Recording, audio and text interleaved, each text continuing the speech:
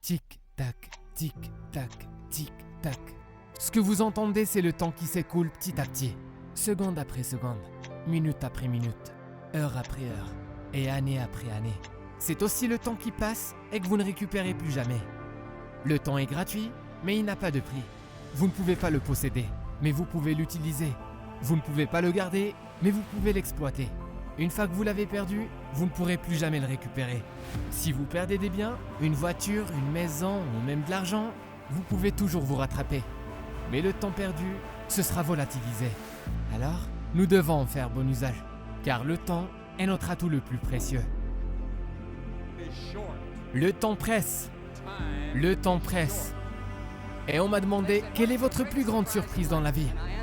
Et j'ai répondu la brièveté de la vie. Si quelqu'un m'avait dit quand j'avais 20 ans que cette vie était si courte et qu'elle passerait aussi vite, je n'y aurais pas cru.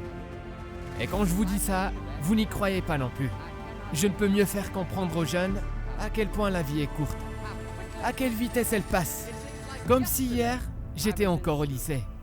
Chacun de nous ici a le même temps par jour. 14 140 minutes par jour, 168 heures par semaine. Quelle est ta vie ? C'est juste une vapeur qui apparaît un peu de temps, puis qui disparaîtra. La brièveté du temps nous amène donc à l'urgence du temps. Le moment est venu d'accepter les choses que nous devons faire. Les cours que nous devons suivre. Les livres que nous devons lire. Faites-le maintenant. La famille qui a besoin de vous, passez plus de temps maintenant. Écrivez cette lettre que vous vouliez écrire à la maison maintenant. L'argent que vous devriez donner, donnez-le maintenant. Du temps pour étudier, faites-le maintenant. Les gens dont vous devriez être le parrain, faites-le maintenant.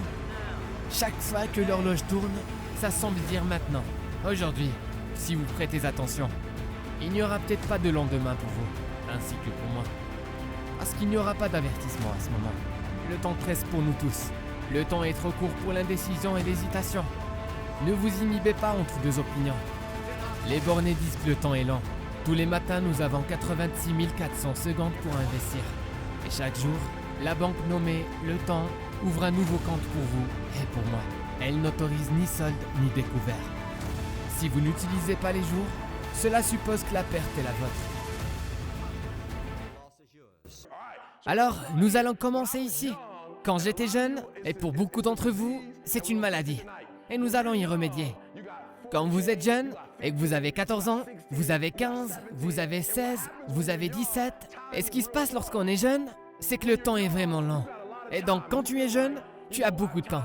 Tu as l'impression que, tu sais, le temps est de ton côté. Et je veux juste t'encourager à m'écouter attentivement. Quand tu as 20 ans, quand j'avais 20 ans, je m'étais réveillé le lendemain et j'avais 25 ans. Et puisque tu es jeune et tu penses que j'hallucine, qu'est-ce qu'il dit ? Alors demande à n'importe quel adulte, de mon âge, ils savent de quoi je parle. Et de 25 ans, tu te réveilles à 30. Tu n'as même pas eu le temps de fêter tes anniversaires. Rien ne s'est passé. Je suis franc avec vous. Et donc de 25-30, tu te réveilles à 40 et tu te demandes ce qui s'est passé. Alors écoute très attentivement.